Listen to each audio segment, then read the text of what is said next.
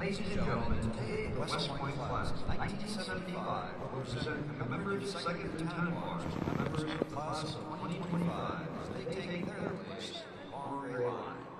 The class of 1975, which will celebrate its 50th class reunion here at West Point this fall, has developed a special relationship with the class of 2025. Since June 2020, members of the class of 1975 have engaged with and supported the class of 2025 every step of the way, from partying to graduation. The cadet phase of bonding and mentorship between these two classes culminates today when the class of 1975 presents a set of second lieutenant bars engraved with 75-25. The representatives of the class of 1975 presenting the bars have distinguished records of service to the armed forces and the nation during times of war and in peace. I will introduce them to you now. Seated on the north side of the dais, to your left, the Honorable Robert Wesley Hayes, Jr., class of 1975 President, and Dr. William Forrest Crane, class of 1975 Vice President, United States Army, retired. Seated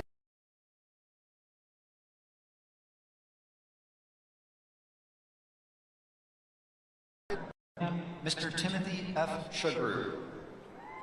Gentlemen, we welcome you back to attend this special graduation ceremony. It is a pleasure and honor to have you here with us today. Ladies and gentlemen, how about a round of applause for the class of 1975 and their outstanding dedication to the class of 2025.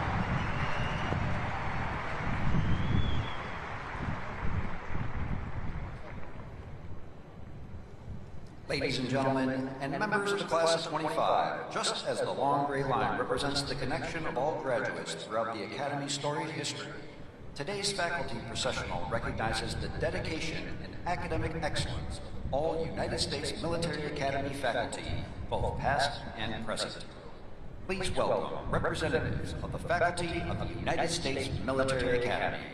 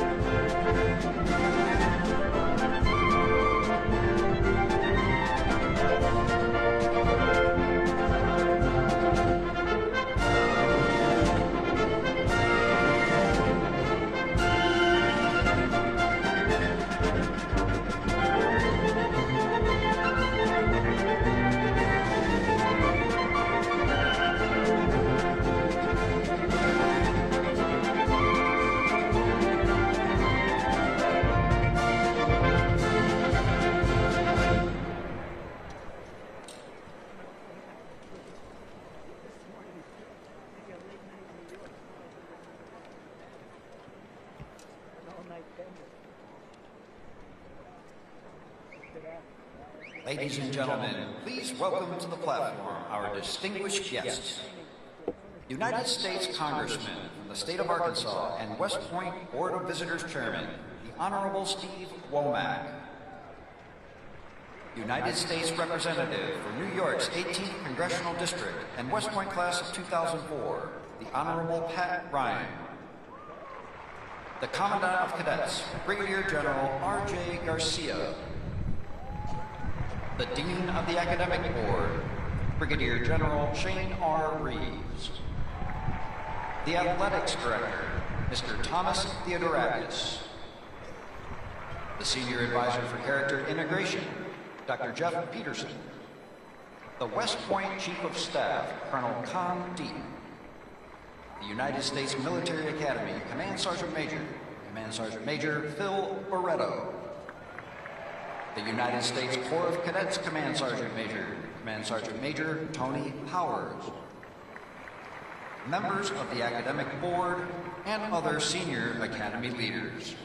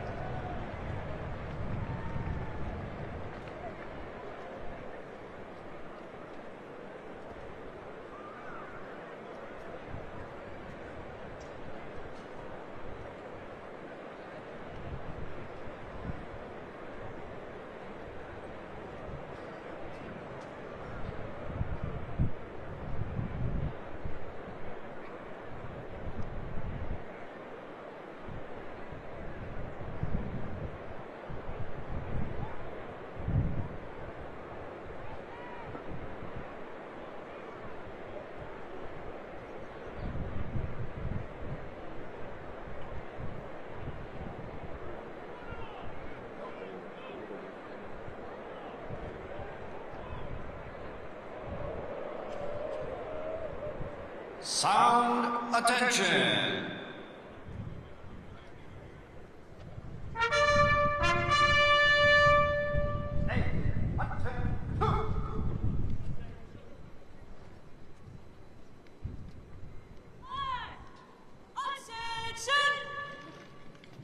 Ladies and gentlemen, please rise for the entrance of the official party.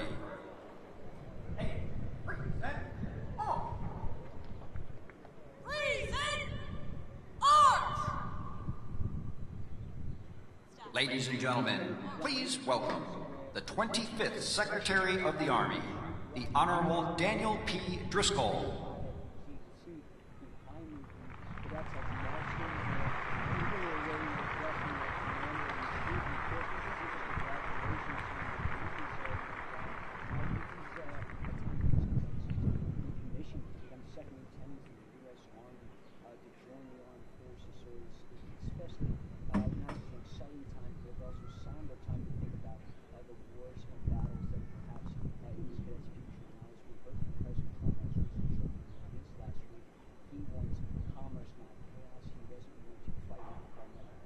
The 41st Chief of Staff of the Army, General Randy A. George.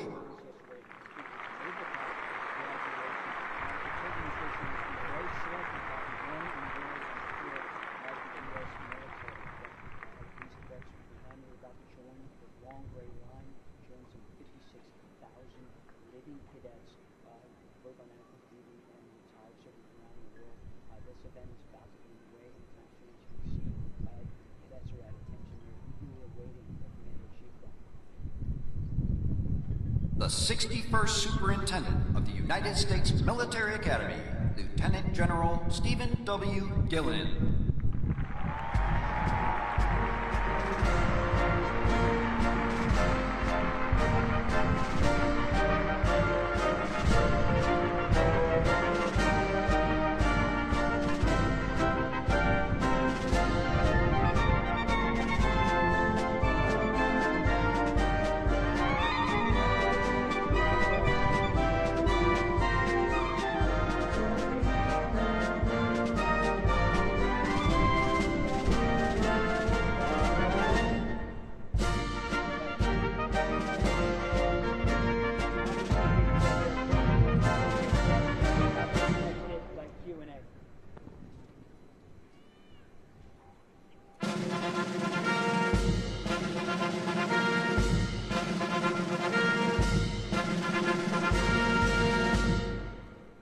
Ladies and gentlemen, the 45th and 47th President of the United States of America, Donald J.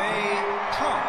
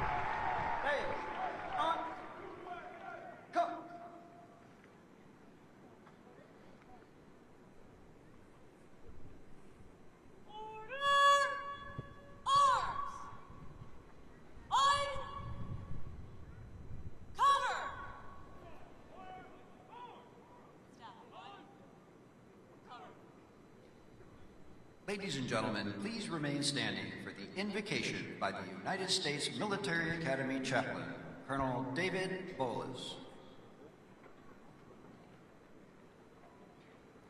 I invite you to pray with me. Praise be to the Lord my rock, who trains my hands for war and my fingers for battle. Almighty God, we are gathered here with hearts full of gratitude and pride as we witness the graduation of the West Point class of 2025. We thank you for bringing each graduate to this major milestone today. We thank you especially for your presence when they were plebes under pressure, for providing patience as they learn to lead as yearlings, for their commitment and courage to affirm as cows, and for faithful friends who will finish together as firsties. And just as you have been faithful in the past, be their ever-present help in the future.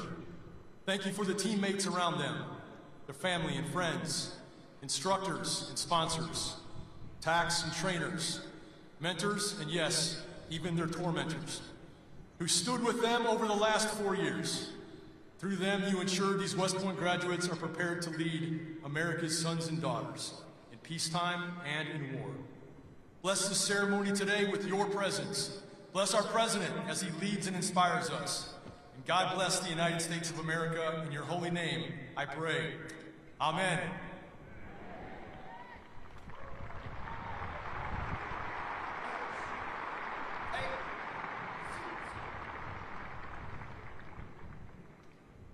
Please be seated.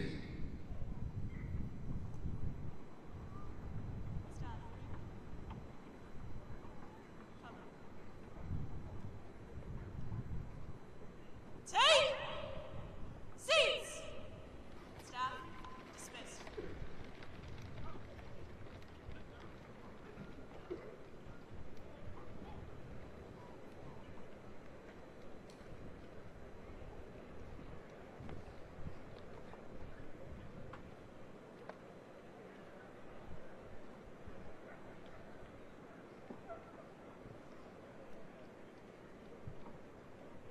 Please welcome the 61st Superintendent of the United States Military Academy, Lieutenant General Stephen W. Gilland.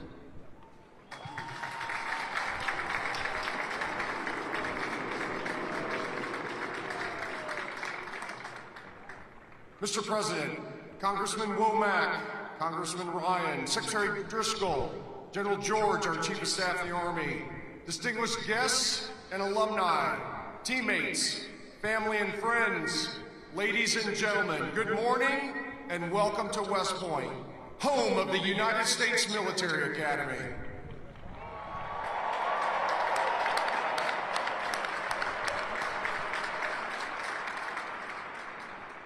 We are tremendously honored to have you here today to celebrate the 1,002 outstanding cadets of the class of 2025 as they graduate in commission as the newest officers and leaders of character in your United States Army. First, a very special welcome to the parents, grandparents, siblings, family, and friends of our graduates who are here today. Let's give them a round of applause.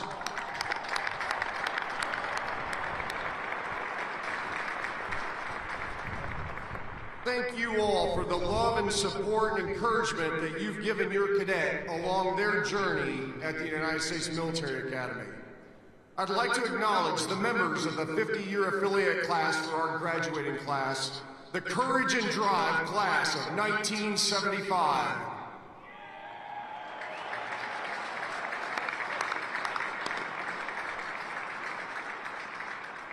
Thank you all for supporting, mentoring, and inspiring these new leaders over the past 4 years. You are all wonderful exemplars of leadership, excellence, and selfless service. And we are grateful to you for demonstrating the strength of the long gray line to this outstanding class. Class of 2025, together we thrive. Congratulations and well done.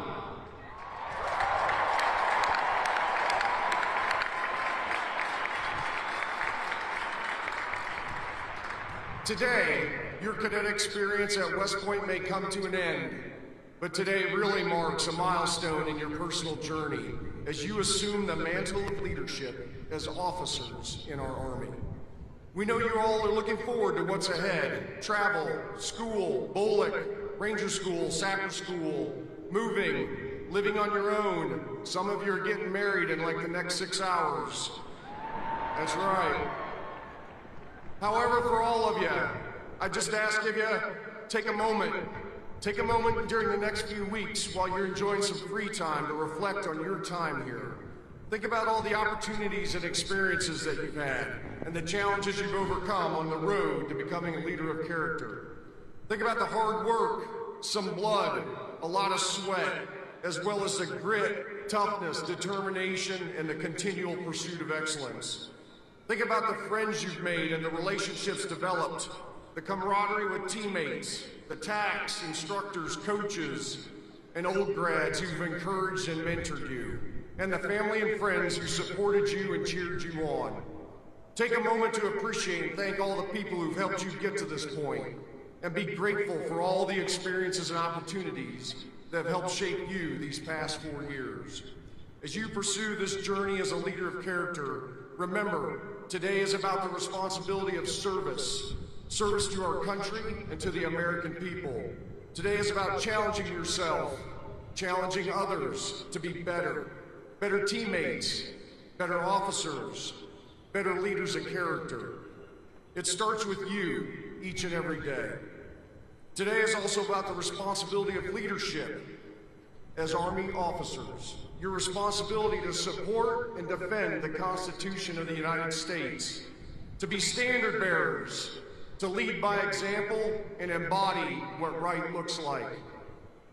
Most importantly, today is about your responsibility, your obligation to the citizens of our nation and to your soldiers, America's sons and daughters, to give them your very best leadership every single day.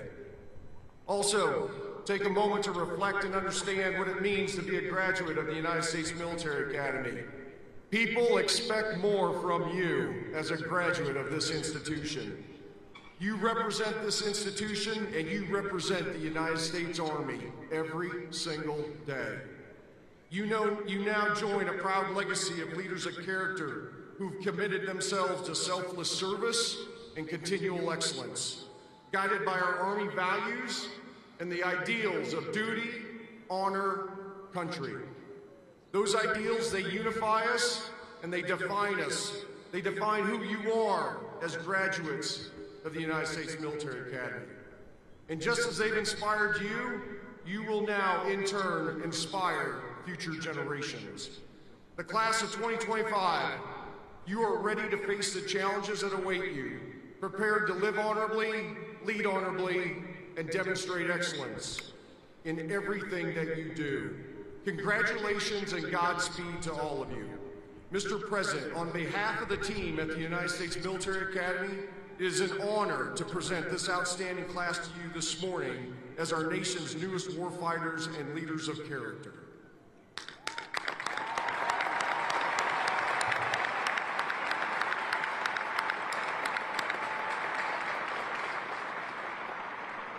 Ladies and gentlemen, it is my honor to introduce this morning's commencement speaker, the 45th and 47th President of the United States, President Donald J. Trump.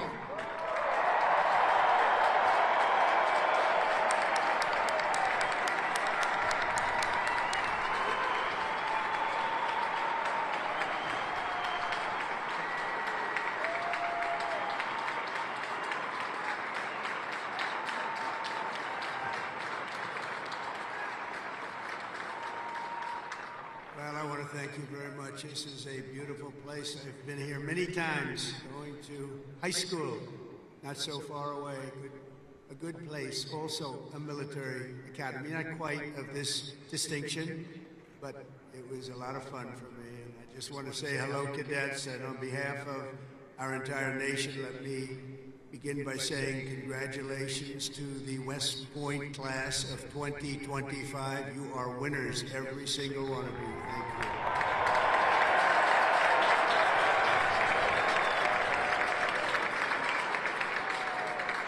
now we want you to relax, and I'm supposed to say at ease, but you're already at ease. You're at ease because you've made a great choice in what you're doing. Your choices in life have been really amazing.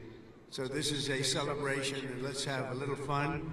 I want to thank your highly respected Superintendent, General Stephen Gillen, and he is really something. I got to know him backstage with his beautiful family, and his reputation, his wife is just incredible. His reputation is unbelievable, and thank you very much. And your daughter is a winner also, just like everybody out there, a real winner. Thank you. Thank you.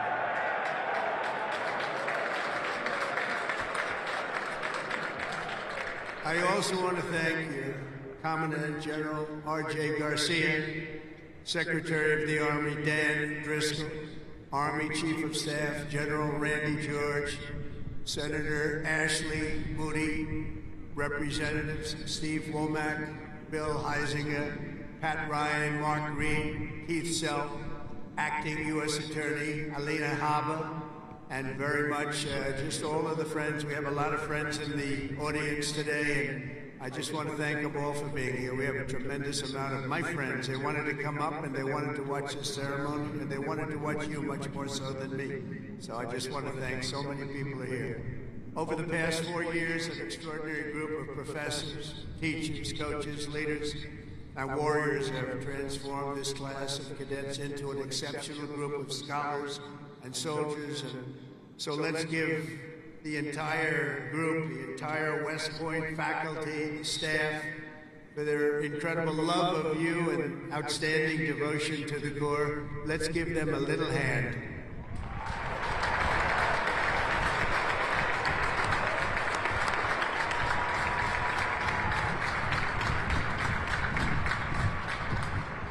And importantly, we can't forget all of those people beaming with pride. Look at them in the audience. They're so proud. They're in the stands. So thank your parents, your grandparents, and family members who made this all possible for you. Thank you.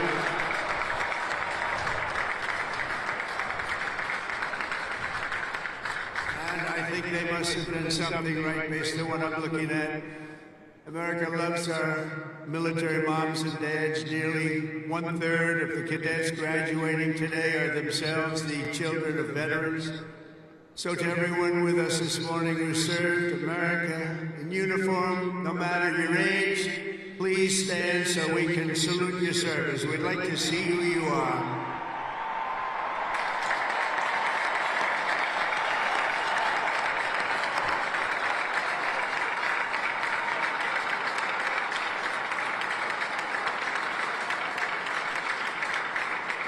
Congratulations. Great job. Every cadet on the field before me should savor this morning, because this is a day that you will never, ever forget. In a few moments, you will become graduates of the most elite and storied military academy in human history, and you will become officers in the greatest and most powerful army the world has ever known. And I know because I rebuilt that army, and I rebuilt the military.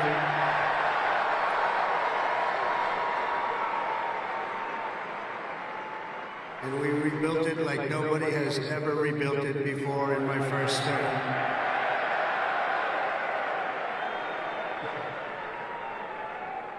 Your experience here at West Point has been anything but easy.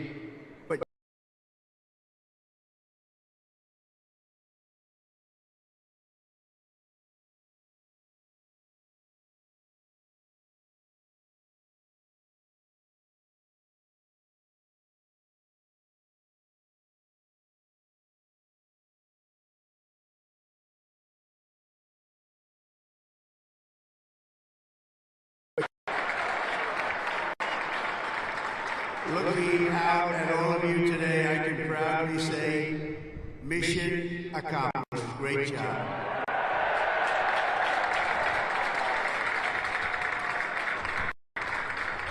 But now you have to go on. You have to forget that. Because now you have another. It's a sad thing, isn't it? You know, you can't rest on your laurels no matter what. just have to keep going. You take it, you take a little day off, and you go on to the rest, because you have to have victory after victory after victory, and that's what you're going to have as you receive your commissions as second lieutenants. Each of you continues down the same hallowed path walked by titans and legends of U.S. military law, giants like Ulysses S. Grant, John Blackjack Pershing, Dwight David Eisenhower, the one and only Douglas MacArthur, old blood and guts George Patton, and Stormin Norman Schwarzkopf. So many more. They and countless other patriots before you have walked out of these halls and straight into history, and today you officially join those immortal heroes in a proud ranks of the long gray line. You know that term, so beautiful, the long gray line. Among the 1,000 cadets graduating today, 26 of you wear the prestigious Star Wreath, signifying the highest level of academic achievement. Please stand up, 26. Let's see if somebody stands who shouldn't be standing.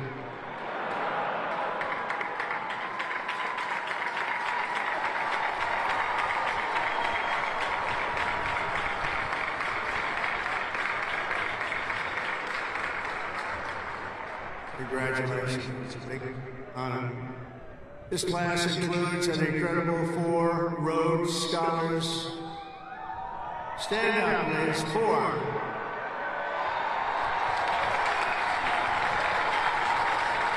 Wow.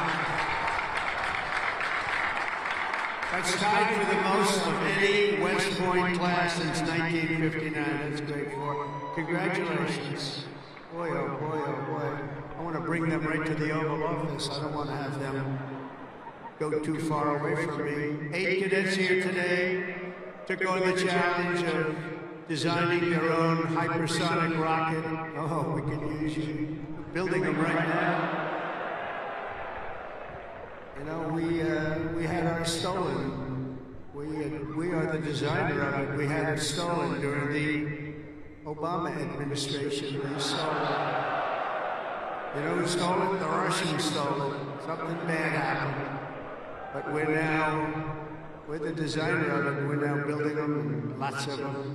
And earlier this year, they launched it into space, setting a world record for amateur rocketry. Can't get you in there fast enough. This class excelled not only mentally, but also physically. Last January, when more than 1,000 cadets volunteered for an 18.5-mile march on a freezing winter night, Cadet Chris Verdugo completed the task in 2 hours and 30 minutes flat, smashing the international record for the competition by 13 minutes. Where is he? Where is he? Come up here. Come up here, Chris. Get up here. Come here. That's by 13 minutes. Come here, Chris.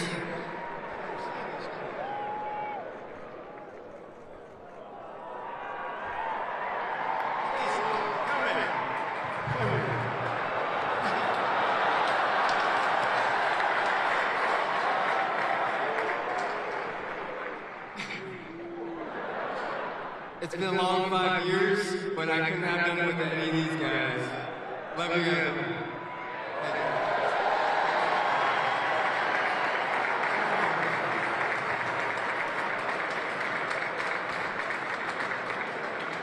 That's great. Keep it going, Chris. That really is a definition of Army strong, isn't it? International.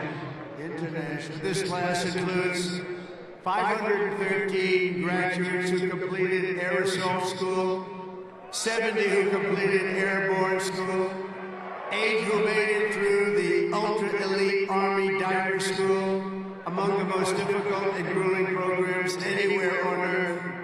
That includes the first 2 women in West Point history to complete diver school, Cadets Megan Cooper and Clara Saber. Where are you? Stand up.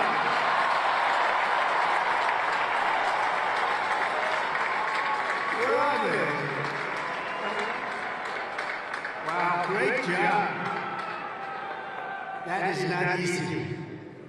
Congratulations, Megan, Clara. That's a job well done. Thank you very much. Some of you achieved a different kind of distinction here at the Academy, including 7 century men who completed 100 hours of marching for disciplinary, infraction. No, don't tell me I'm doing this. Oh, I'm so sorry. Would you like to stand up?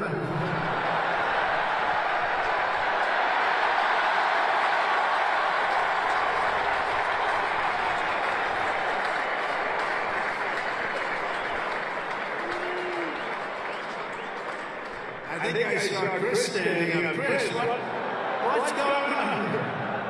Well, you had one good, one not so good, right, Chris? Can't believe Chris is standing up. But we want everyone to leave here today, Chris, so you're going to be okay, because I'm going to do something with a clean slate. So in keeping with tradition, I hereby pardon all cadets on restriction for minor conduct offenses effective immediately, so you're all okay.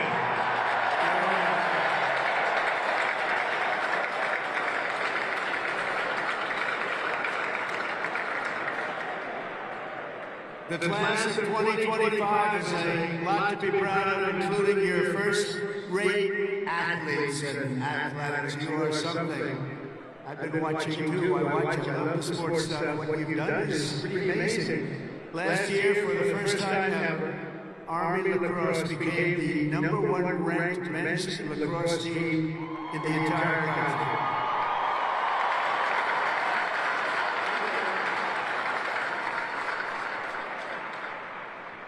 Those of you on the team, stand. That's a big honor. Stand.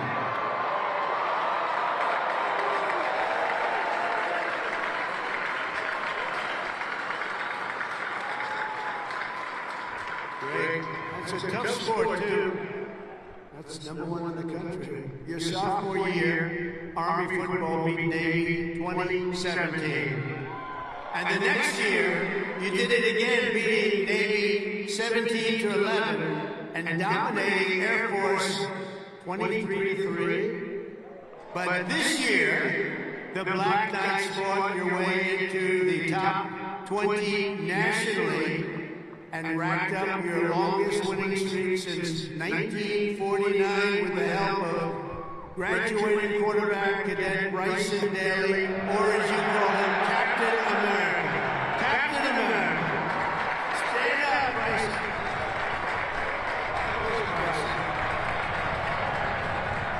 We gotta get him up here, right? Come on, Bryson.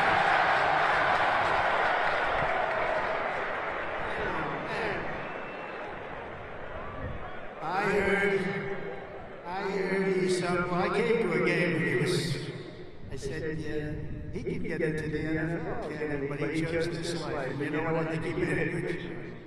Come on up here, Bryson. Come on up. Wow.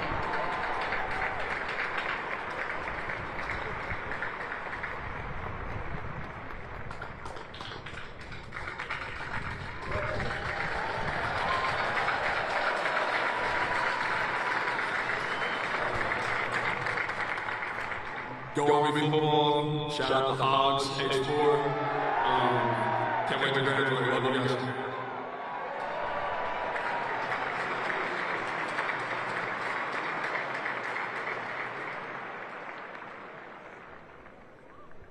I just tapped his shoulders like I hit a piece of steel.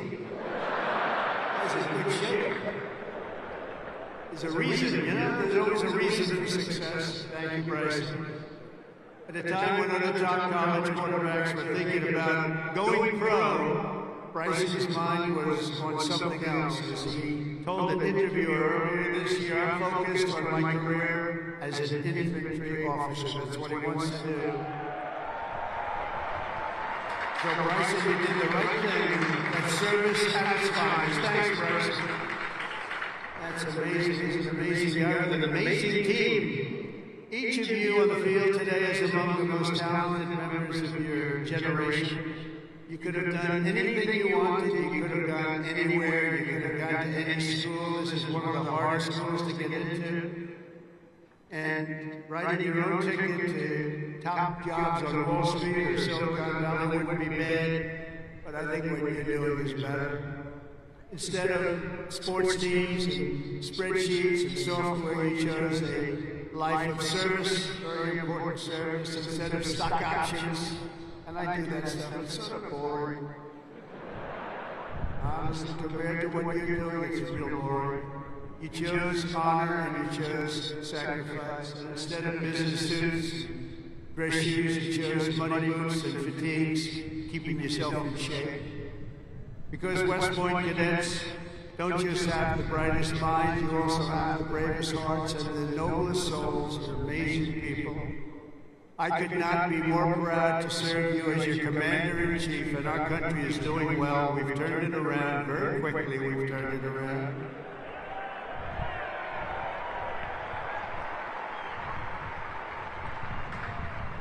I just got back from the Middle East, and I was at, as you know, Saudi Arabia, Qatar, UAE, and I will tell you, they said, all three leaders, great leaders of those three nations, they all said the same thing. The United States of America is hotter now than we've ever seen it, and a year ago, it was as cold as it gets, and it's true. It's true. We have the hottest country in the world, and the whole world is talking about it. That's an honor for all of us. I cannot wait to see the glory that is still ahead, however, for the West Point class of 2025, and we're going to help you a lot because we're going to give you a nation as good or better than it ever was. That's what I promise you.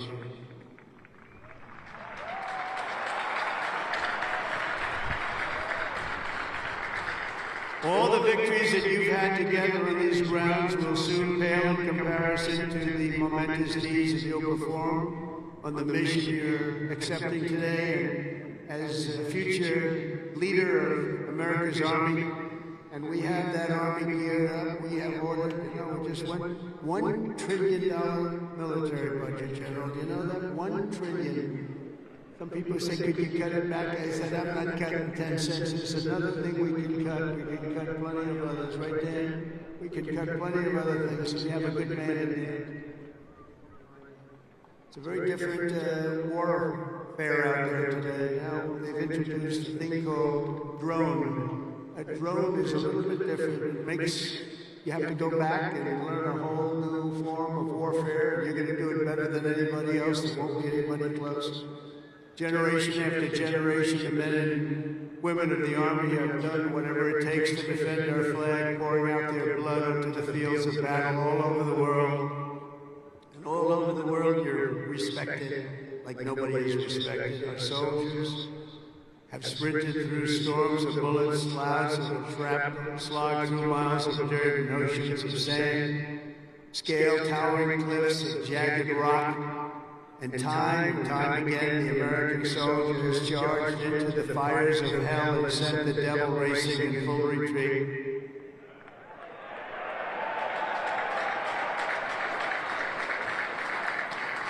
No task has ever been too tough for America's Army, and now that 250-year legacy of glory and triumph belongs to you.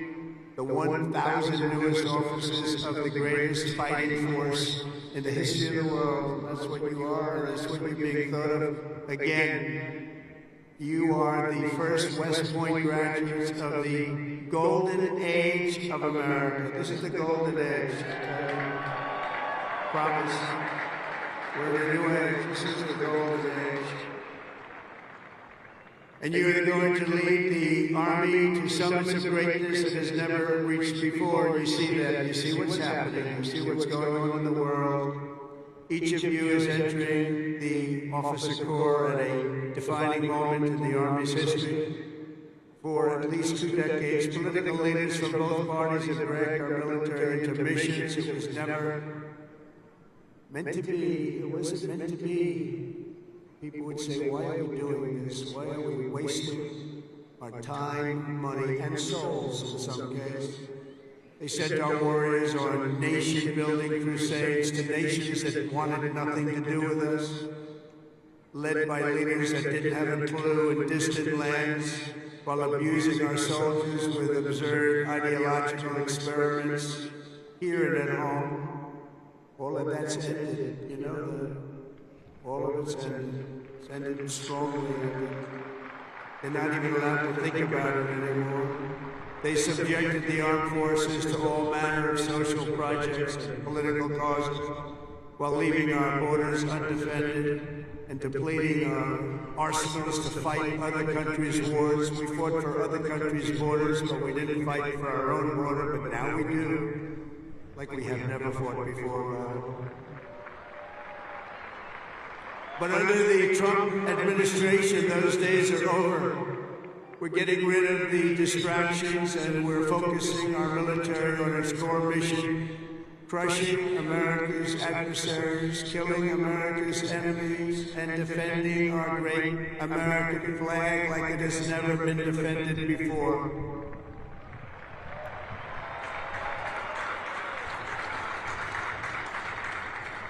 The job of the U.S. Armed Forces is not to host drag shows, to transform foreign cultures, but to spread democracy to everybody around the world at the point of a gun.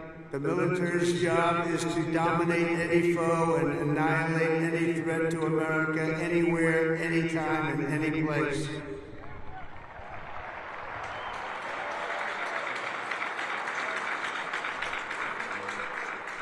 A big part of that job is to be respected again, and you are, as of right now, respected more than any army anywhere in the world, and that's happening, and I can tell you, you are respected like nobody can believe. As president, I am laser focused on our core national interests. My preference will always be to make peace and to seek partnership, even with countries where our differences may be profound. As you know, we're working on a lot of things right now. When I left office 4 years ago, we had no wars, we had no problems. We had nothing but success. We had the most incredible economy, the greatest, single greatest economy for a president in history. I think we're going to beat it this time by a lot, if you want to know. But we had something going on very special. But if the United States or its allies are ever threatened or attacked, the Army will obliterate our opponents with overwhelming strength and devastating force. That's why my administration has begun a colossal buildup of the United States Armed Forces, a buildup like we've never had before. Peace through strength, you know the term. I've used it a lot.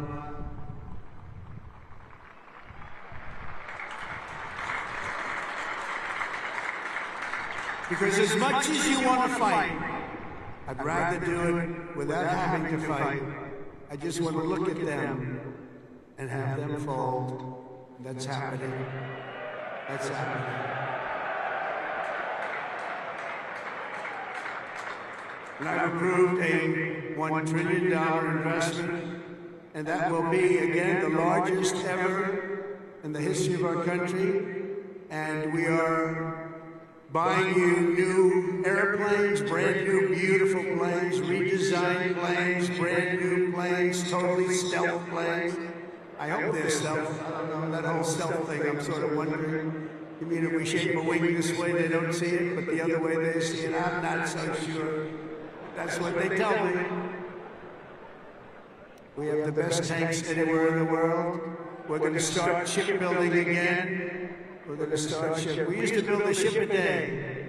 Now we don't build them anymore. We had a lot of people that didn't know much about getting things built, but that's all I've done in my life is build. We're going to have the best missiles. We already do, drones, and much, much more. And earlier this week, I think you'll like this, I announced that we are officially building all in America, made in America, designed in America. We're the only ones that could do it because we're the only ones with the great technology. We're building the Golden Dome missile defense shield to protect our homeland and to protect West Point from attack. And it will be completed before I leave office.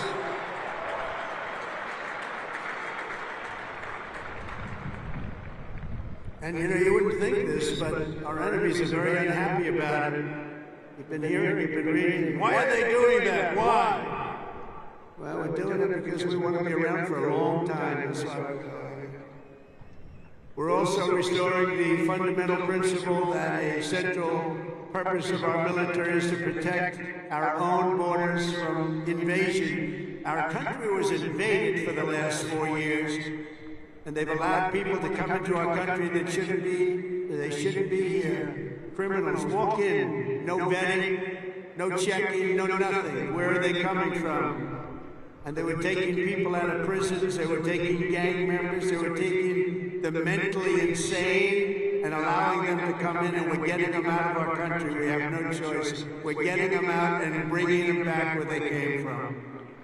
Have no choice. And it's not easy. It's not easy.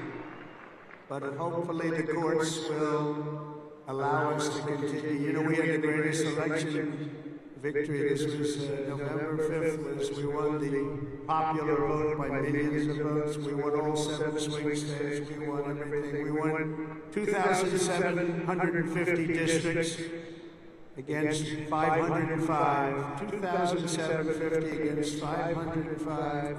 We had a great mandate, and it gives us the right to do what we want to do to make our country great again, and that's what we're going to do. On day one, I deployed our military to the southern border, and since that day, we've reduced the number of illegal border crossings where there used to be hundreds of thousands of people coming into our country a day. We had nobody come in the last week and a half. We were at 99.999%. 99.999. Think of that. That was with the help of our military. We had one person come in. One. You know why? He got very sick. We brought him through to have him brought to a hospital. One person. And for that, please don't hold me responsible, but that's okay. They did the right thing. Gone are the days where defending every nation but our own was the primary thought. We are putting America first. We have to put America first. We have to rebuild and defend our nation. And very shortly you're going to see a nation better than it's ever been. And you see that with the trade. For years we've been ripped off by every nation in the world on trade. We've been ripped off at the NATO level. We've been ripped off like no country has ever been ripped off, but they don't rip us off anymore. They're not going to rip us off anymore. And you're seeing it. You have to watch what we're doing in trade. I know it's not your primary thing, but it's quite important in all fairness.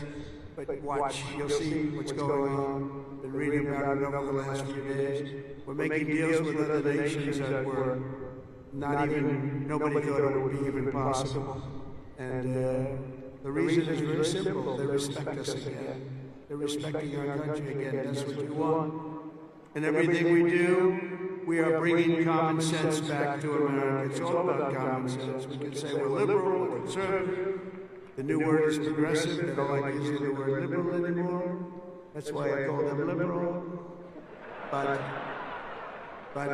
whatever you are, you know, most importantly, you have to have common sense, because most of it's about common sense when we get right down to it. And we have a lot of people with a lot of very smart people, but they have to have common sense. And we've liberated our troops from divisive and demeaning political trains.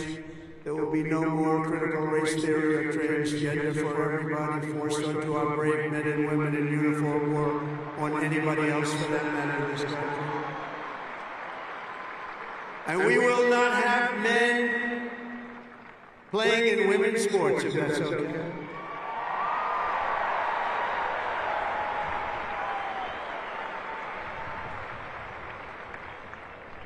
I mean, I wouldn't want to have to tackle, as an example, Bryson as a man. But I don't think a lot of women want to tackle him. I don't think so. How crazy is it? Men playing in women's sports, how crazy is it? So ridiculous, so demeaning to women. And it's over. That's over. We've ended it. And promotions and appointments will not be based on politics or identity. They'll be based on merit. We won that case in the Supreme Court of the United States. We're allowed to go back to a system of merit. We're a merit-based country again today.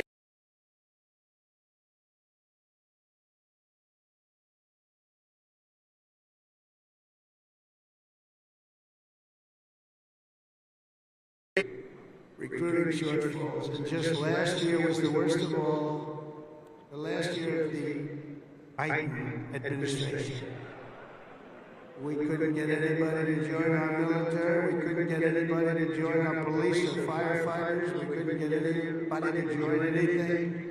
And right now, just less than a year later, we just set a brand new peacetime recruiting record, the most people joined, and we are brimming. In fact, be careful, there's somebody going to try and take your job. Be careful, you better be good. We are brimming with confidence, and we're brimming with people. We had the best recruiting month that we've had in memory. Nobody remembers anything like it. And that's all because they have spirit now. They have spirit. They have a spirit for our country. And now everybody wants to be doing what you're doing. Think of that. So it's really a great honor, I will say. And I'm pleased to report that by next week, the Army is expected to surpass its recruiting targets for the entire year, something that hasn't happened in 28 years where we've had that. So that's pretty good.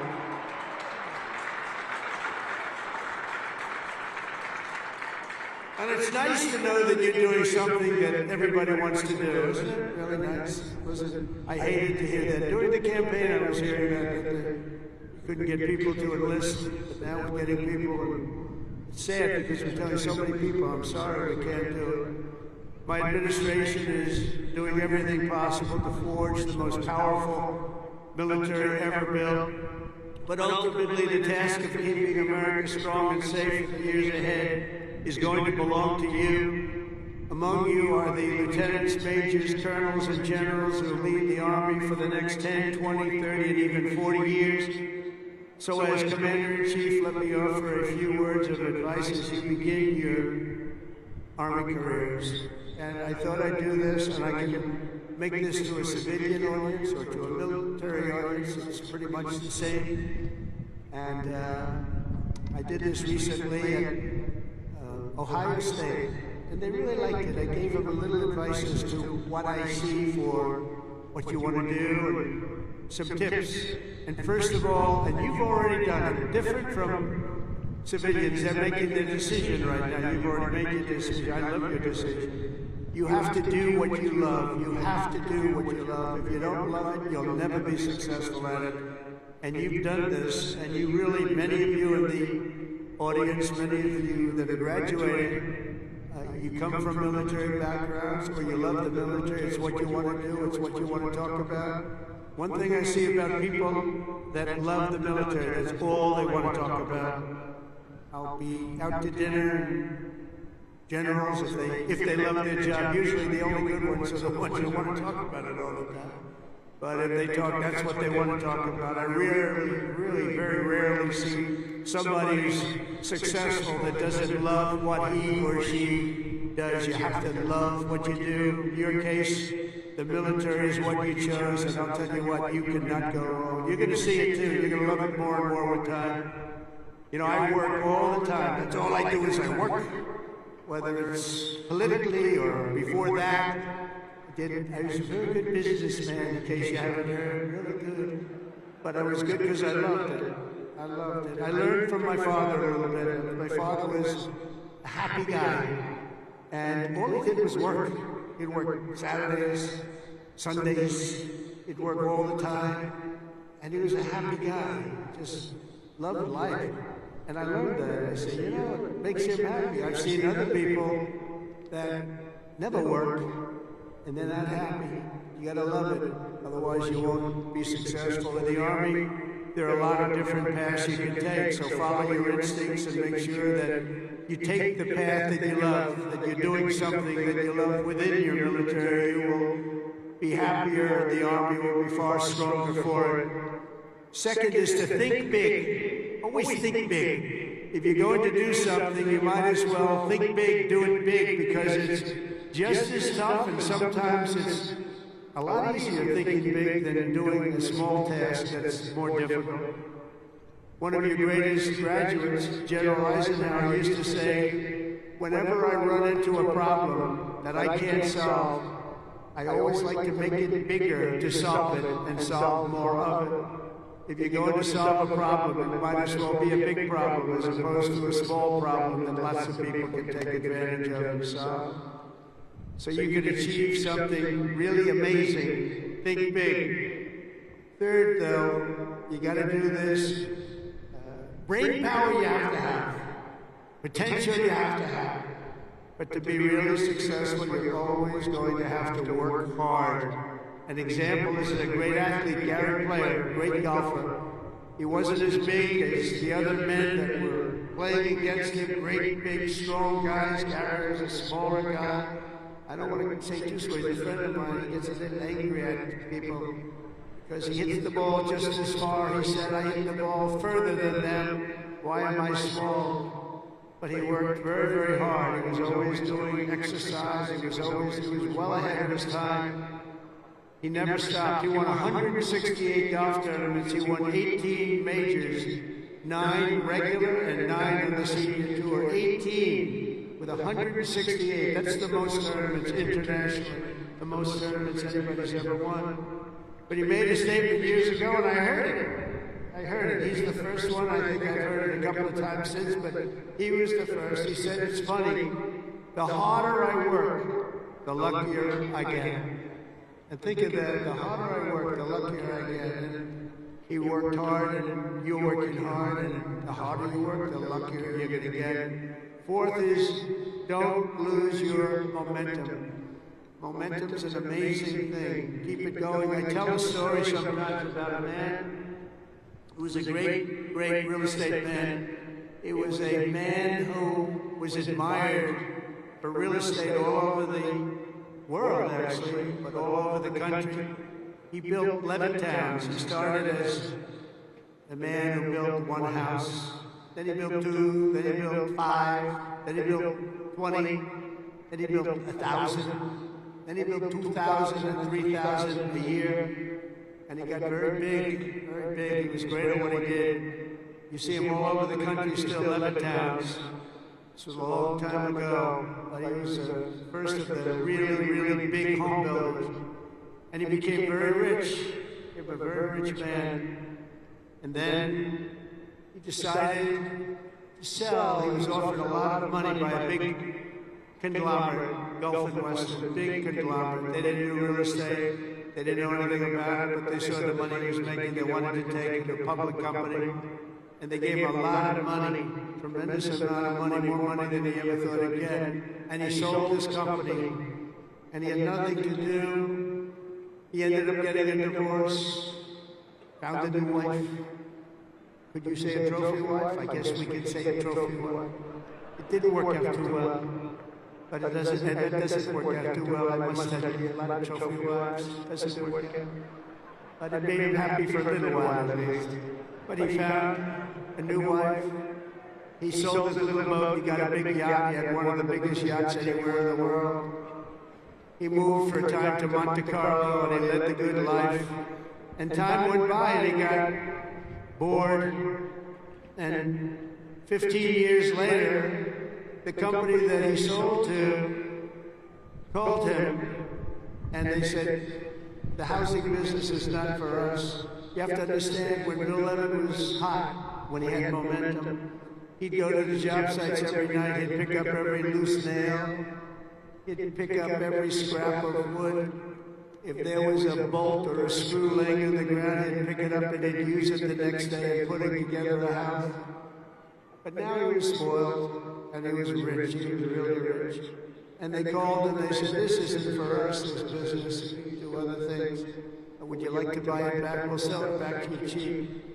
And they did. He bought it. He bought it. He thought he made a great deal, and he was all excited. But it was 15 years later. He lost a lot of momentum. Remember the word momentum. And he lost everything. It just didn't work. He lost everything. And I was sitting at a party on Fifth Avenue one night, a long time ago, and yet the biggest people in New York, the biggest people in the country, were all in that party. They were all saluting each other, how great they were. They were all telling each other, I'm greater than you. Gets me really, gives you a headache sometimes.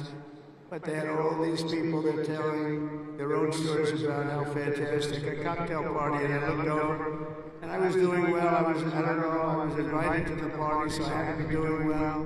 I was very, very young. But I made a name in real estate, and I looked over, and at the party, sitting in the corner all by himself, nobody was talking to, was Mr. Levin. He had just gone bankrupt, lost everything. He lost everything. His home, everything. And I went over and talked to him because he was in the real estate business, and I love real estate. I said, hello, Mr. Levin, how are you? He said, hello, Donald, it's nice to meet you. He knew me from being in the business. I said, so how's it going? He goes, not well. It's really not going well, as you probably read. It's been a very, very tough period for me, son. I said, so what happened? Is this anything you can do? He goes, no, there's not a thing I can do. He said, I'll never forget. He said, I've lost my momentum. I just didn't have it.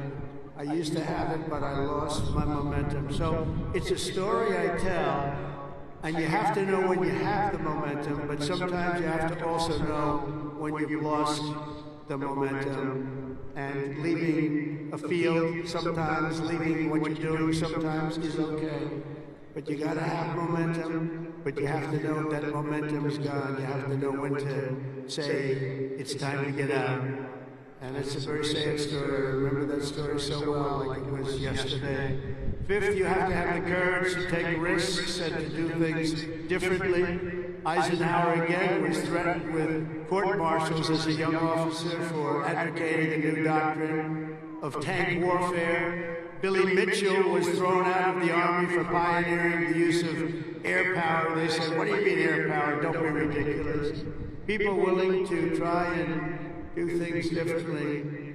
It's never going to be easy for them, but they're the ones that are going to really do the important things. They're the ones who are going to make history. So don't be ashamed and don't be afraid. This is a time of incredible change, and we do not need an officer corps of careerists and yes men and people that want to keep it going the way it's been, because it changes rapidly, especially what you're doing.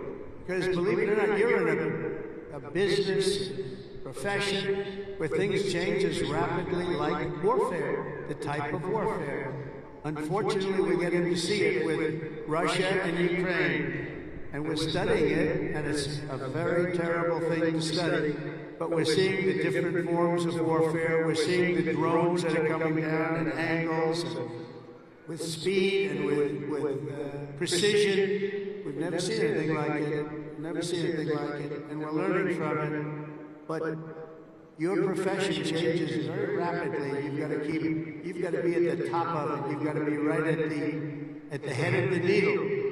We need patriots with guts and vision and backbone who take personal risks to ensure that America wins every single time. We want to win our battles. You know, I defeated ISIS in 3 weeks. They told me it would take 5 years. And the general that did it, you know that story, was named Raisin Cane. His name is Dan Cane, but his nickname was Raisin Cane. I said, your name is Raisin Cane. I love that. Is that a nickname? That's what they call me, sir. I love you, General. I think you're the guy I'm looking for. I want to know a guy named Raisin Cane, and he is now the head of the Joint Chiefs of Staff, and is a highly respected man. And we defeated, think of it, ISIS. They said, how long in Washington? Sir, it will take 4 years to defeat them, maybe 5. And maybe we won't, because they're all over the place. And then I met a man that said we could do it in 3 weeks, and he did it in 3 weeks. And that's why he's the head of the Joint Chiefs of Staff right now. And we did things that nobody thought were possible. We've had great military success. When you have the right leader and you have the right people, we have the right people, you can have tremendous success. Sixth, never lose your faith in America and the American people, because they're always going to be there for you. I went through a very tough time with some very radicalized, sick people. And I say I was investigated more than the great, late Alphonse Capone. Alphonse Capone was a monster. He was a very hardened criminal. I went through more investigations than Alphonse Capone, and now I'm talking to you as president. Can you believe this? Can you believe it? So you gotta fight hard, you gotta never give up, and don't let bad people take you down. You gotta let them, you gotta take them down. A lot of bad people out there, and those people you have to figure it out. But you also have a lot of great people. Finally, hold on to your culture and your traditions, because that's what makes something really great, and that's what's made the Army great. The culture and the tradition. Whether we're talking about a battalion, a business, a sports team, or even a nation, history has shown that in many ways culture is destiny. So do not let anyone destroy the culture of winning. You have to win. Winning is a beautiful thing. Losing, not for us, not for us, not for everybody here. If it was, you wouldn't be here. From the earliest days of our nation, this supreme tradition of American military service has been passed down from soldier to soldier and generation to generation, and it's a beautiful thing to watch. Graduating today is Cadet Ricky McMahon, Ricky's great-grandfather. Stand up wherever you are, Ricky, because you're going to like this. Ricky's great-grandfather served in World War I. His grandfather served in World War II. And his uncle, father, and mother all graduated from West Point. Where is Ricky?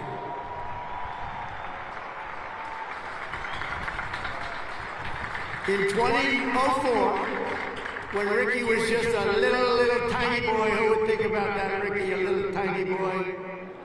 His dad, Lieutenant Colonel Michael McMahon, made the ultimate sacrifice for our nation in Afghanistan. Today, Lieutenant Colonel McMahon rests not far from here in the West Point Cemetery. Last year, 2 decades after losing his father, Ricky placed a gold chip from his dad's 1985 class ring into a crucible along 87 other rings were with it of past West Point grads that were melted down to forge those now worn by the class of 2025. Do you all know that? Do you know that? What you wear? I want one. Ricky, I want one. Each of you will carry Michael's memory with you always as you continue the legacy he gave you, and gave you something that would be so proud. He would be so proud. He is proud. As he looks down. To Ricky and his mom, Jeanette, you embody what this place is all about. And I know Michael, he's up there, he's smiling broadly, so proud. He's so proud of you today, you know that. And he's a man that couldn't be, and he is a man that couldn't be more proud. And I want to I just love that story. Everybody's ring, they're going to remember you, they're going to remember your family, and most importantly, you're going to remember a great tradition. It's a great tradition of West Point and of winners. Thank you very much. It's great to meet you. Thank you. You can sit down. You want to come up? If you want to come up, come on, come on. Come on.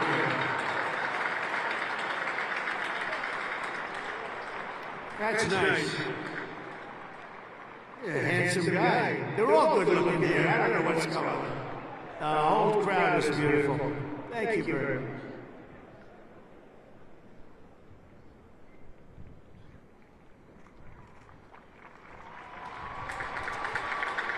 I'd like to thank my mother. I'd like to thank my family. And I'd like to thank G3, Go Gophers.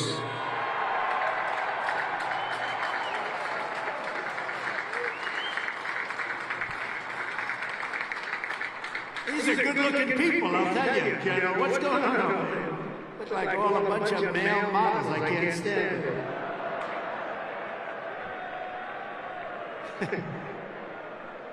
For 2.5 centuries, our republic has endured because of heroes like Michael.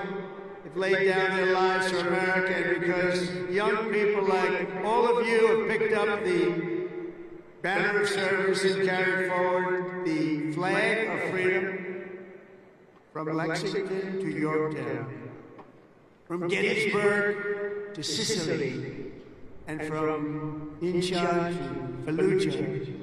America has been won and saved by an unbroken chain of soldiers and patriots who ran to the sound of the guns, leapt into the maw of battle, and charged into the crucible of fire to seize the crown of victory, no matter the odds, no matter the cost, no matter the danger. All over the world, our soldiers have made sacred the ground where they shed their blood, showed their valor. From Seminary Ridge to San Juan Hill, Bellawood, Omaha Beach, Leyte Gulf, Ardennes Forest, Chosen Reservoir, all over, and even a place called Pork Chop Hill. And in all of those battles and so many more, some of the best, brightest, and bravest have come from right here at the U.S. Military Academy at West Point, one of the great fabled places anywhere in the world. America's Army has never failed us, and with leaders like the West Point class of 2025, the Army will never fail. We will never let you down.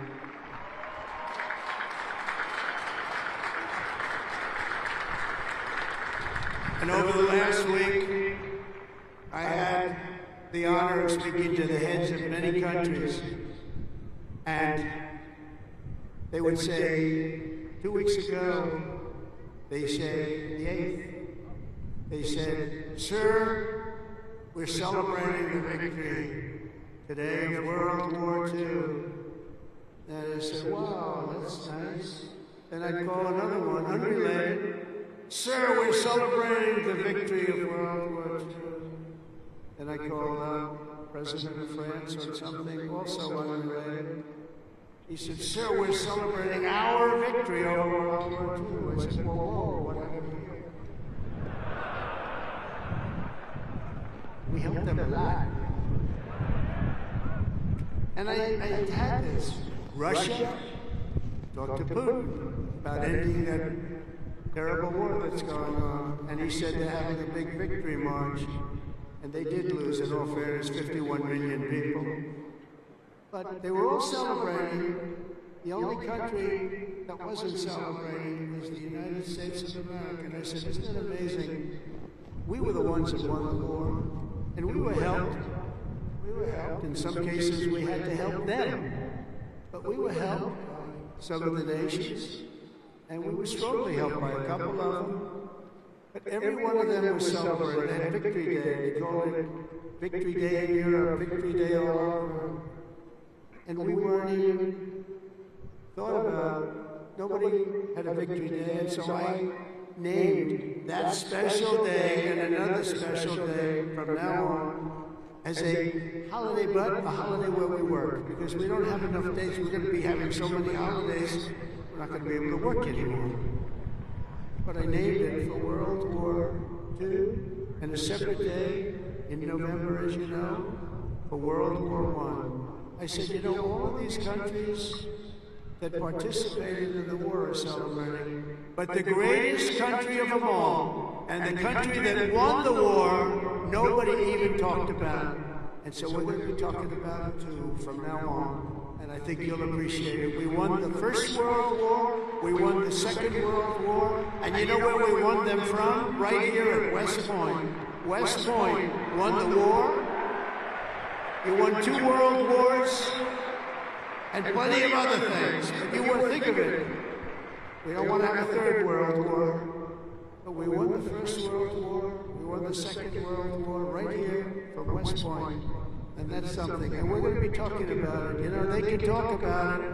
And in some cases, as you know, they didn't do too much to help. They were ground down. But they were celebrating victory. No, we're going to celebrate victory because we're the ones that won that war. Standing before you today, I know that you will never stop You will never quit. You will never yield. You will never tire. You will never, ever, ever surrender. Never give up. Remember that. Never give up. It's another little factor I could have added. Never, ever give up.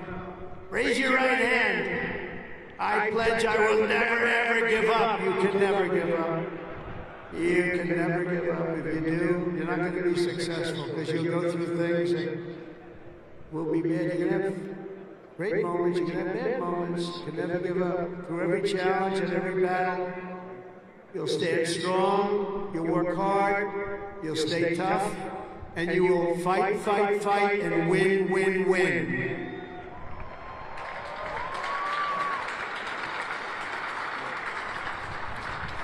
So I want to just congratulate you all. I'm going back now to deal with Russia, to deal with China. What's that all about? And to get you lots of victories. So we're going to keep winning. This country is going to keep winning, and with you, the job is easy. I want to thank you all. Congratulations to the class of 2025. God bless you all. Incredible people. Thank you very much, everybody.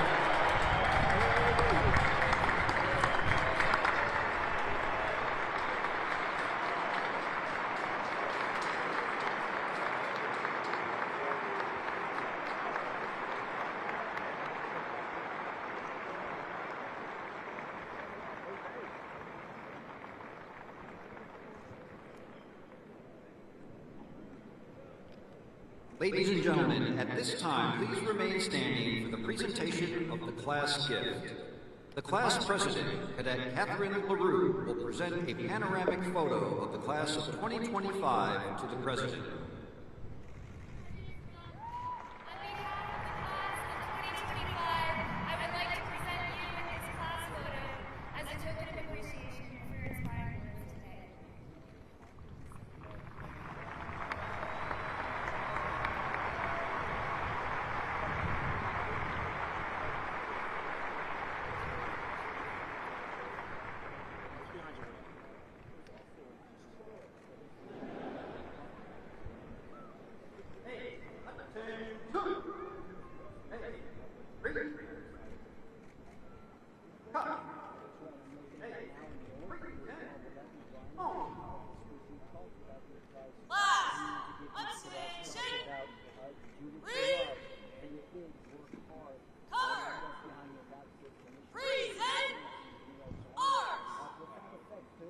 Ladies and gentlemen, please rise for the departure of the president.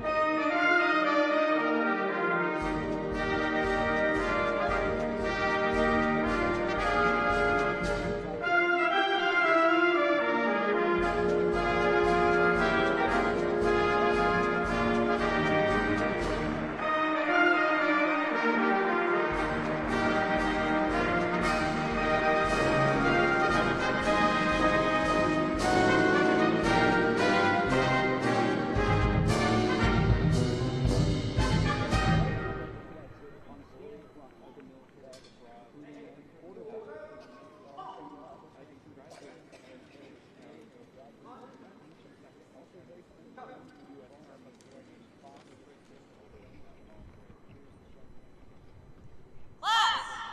Order! Arms! On! Cover! Please remain standing for the singing of the Corps, a cherished West Point song. The Corps became a West Point tradition at the baccalaureate service for the class of 1911 and first sung at graduation in 1962. Memorial Day weekend, much more powerful than.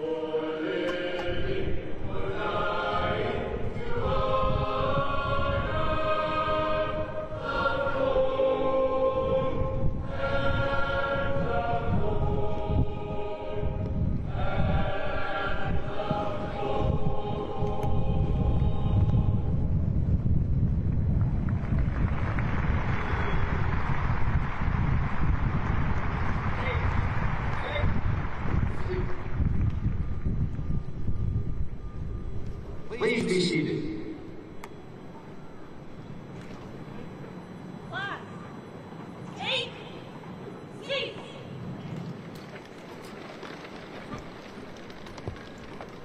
Ladies and gentlemen, the Dean of the Academic Board, Brigadier General Shane R. Reeves.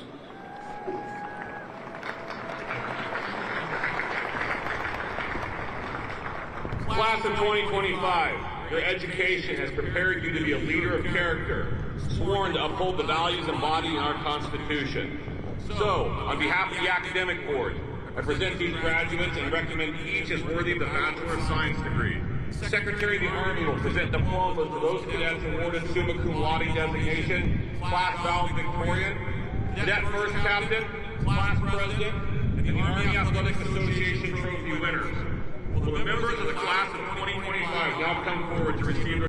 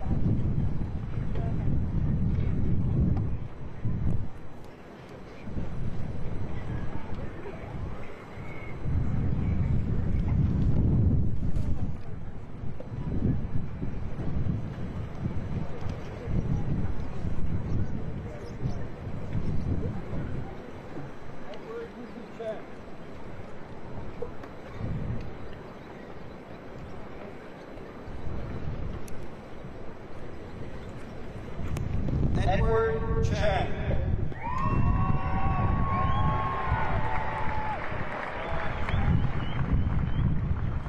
Catherine G. LaRue, Class President.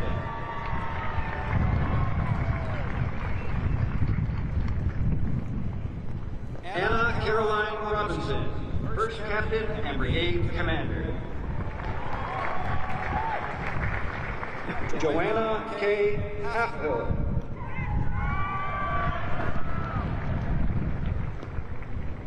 Emily J. Fink.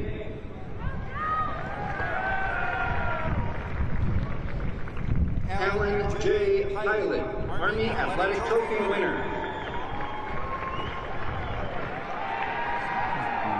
Ava O. Spinar. Shepard Y. Cena.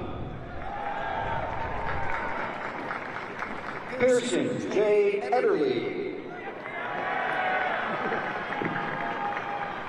Mitchell J. Walker.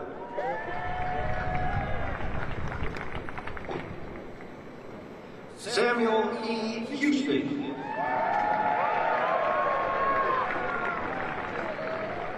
Luke A. Farrow.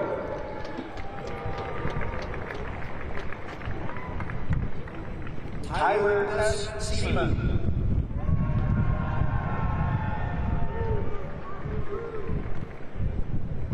Andrew J. Sanchez.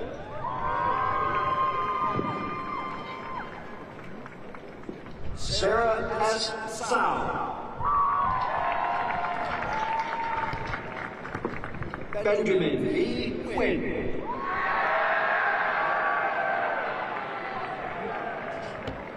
Roger M. Grace III.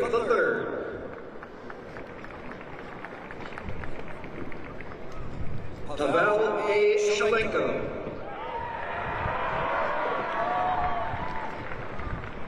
Gabriela M. Sorrentino.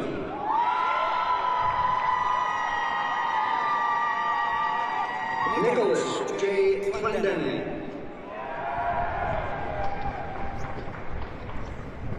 William M. Knowlton.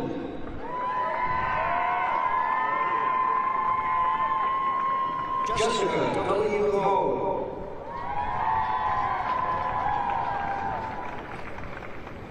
Macy D. Mirinick.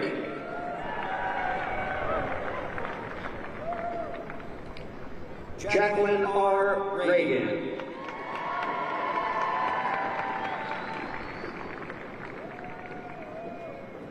Hunter M. Dunnington.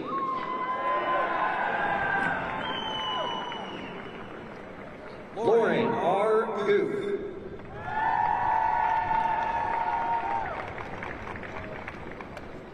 Eric D. Cole.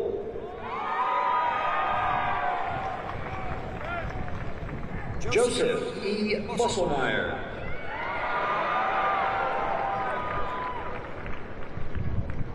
Mason J. Stocking.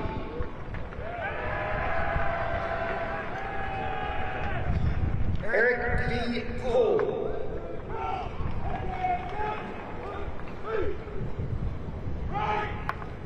Ryan C. Haywood.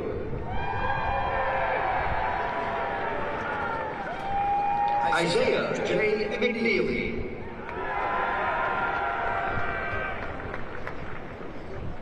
Jack R. Hernan.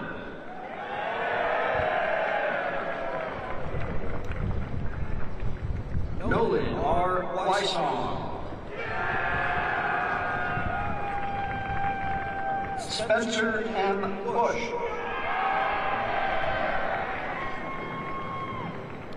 Landon C. Stalker.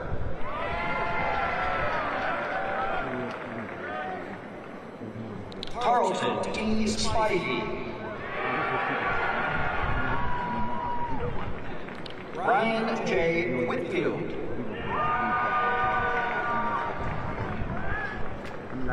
Gail D. Sheets. Sebastian H. Witt.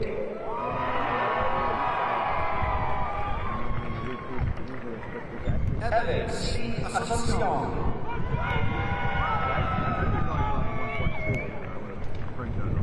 Elijah T. Mangas.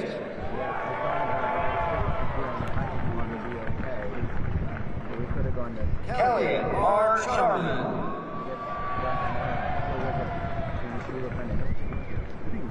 Garrett P. Voigel.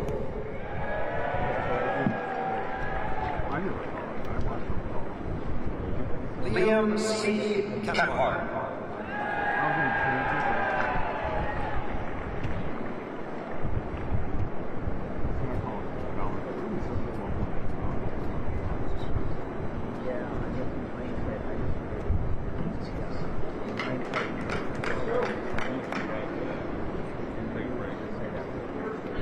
The 3rd Regiment. The 1st Regiment. The 3rd Regiment. Hannah C. Andrews. Daniela A. Agee. Tyler R. Cameron. Henry M. Beck. Sean M. Carter. Daniel Warsaw. Connor E. Chang. Arthur S. Brown III. Sadie R. Cumberbatch. Eric U. Callahan.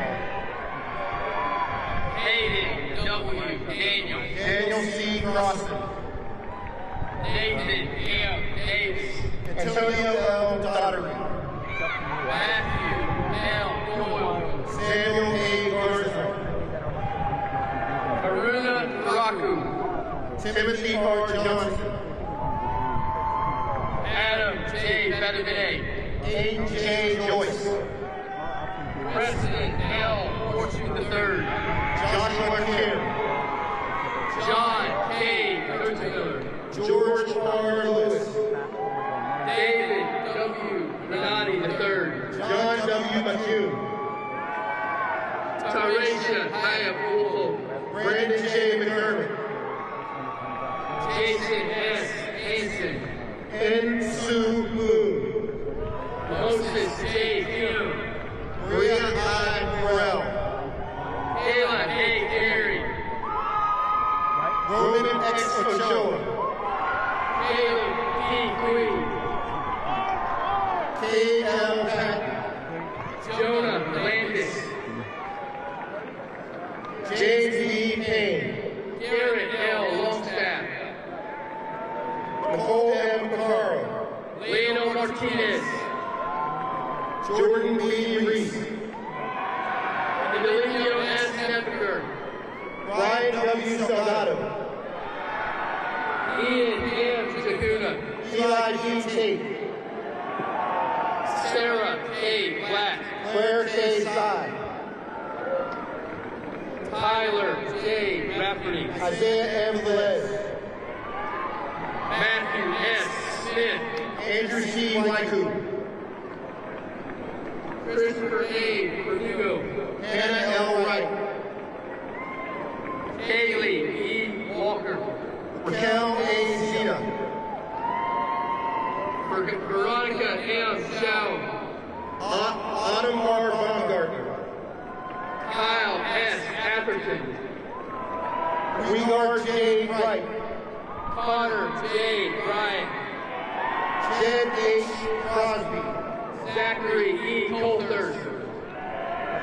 Jonah H. Dorr. James F. Conti II. Patrick T. Dunley. Colby J. Fleming. Joshua T. Evers. Breon A. Bonati. Ryan Z. Frost. Noel M. Brown. Isabella L. Garcia. Sarah F. Dudger. Nicolas Gavilia. Henry Asna. Noah R. Hale. David C. Horn. Paige A. Haramis. Jonathan F. Horvath. Joseph J. Hall. Claire M. Sue. Daniel Iscario. James D. Justice. Ryan A. King II. Catherine M. Kirby, Jordan A. Law, Margaret A. Cronin, Isaac M. Lewis, John J. Lee, Elliot Liam, Clayton P. Lewis, William R. Luker, Cole Long, Jacob R. Meyer, Peter C. McNabb, Kylie R. Miller, Ashton R. O'Connell, Gabrielle L. Mirack, Roman J. Penny, Isaac S. Newman, Andrew C. Riddle, Christopher L. Davis, Eric E. Rollins Jr., Zachary A. Viss, Blake L. Shire, Keaton S. Rosado, Lucas R. Turner, Kyle L. Schwartz, Jackson W. Wagner, Nathaniel L. Malani, Matthew M. Walton, Wesley R. Baca, Edward T. Brayton, Blake C. Barker, Alexander D. Tampa, Sierra Zoe Bennett Mankey, Eve A. Crossett, Harrison B. Brownlee, Christopher C. Darrow Jr., Abigail R. Bug, Mika E. Jones, Allison R. Burgess, Alexander T. Edwards, Sean M. Huff, David C. Hoyt, Will H. Evans, Benjamin T. Hunt, Mateo A. Finn, Oscar T. Heath, Giovanna A. Fiore, Mandani Mighty, Matthew R. Griffin, Hunter C. Mamal, Owen K. Harlow, Ryan A. McDonough, Jacob K. Murakami, Laura S. McCall, Hunter S. Howell, Curtis M. Pierce, Luke A. Johnson, James M. Mama Jr., Armand Thompson, Faith G. Myers, Charles Lee, Claire E. Sabo, Mitch Gander Marcellin, Luke T. Sapio, Aiden M. Miller,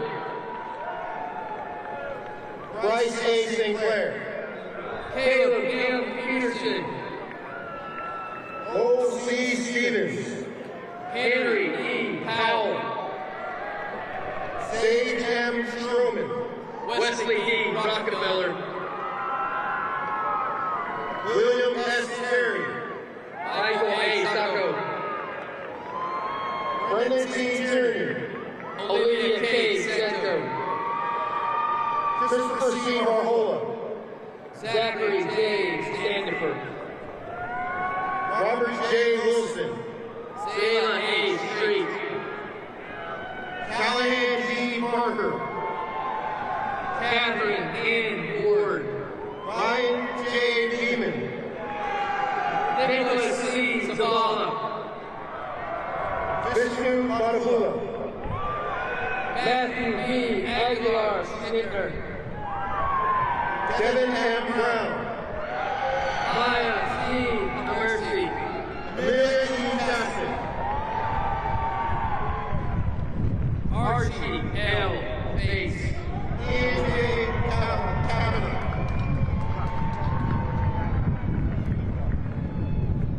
Jack R. Daly, Isaac E. Pond, Eleanor W. Davis, Henry A. Ordering, Javon A. Gavar Cragwell, Brent A. Brown II, Benjamin P. Haven, Sohaila Quinn R. Campos,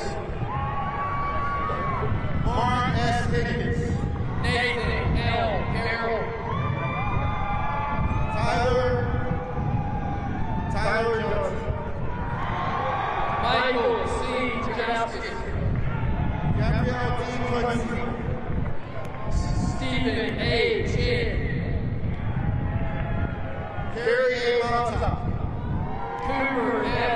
Krugal.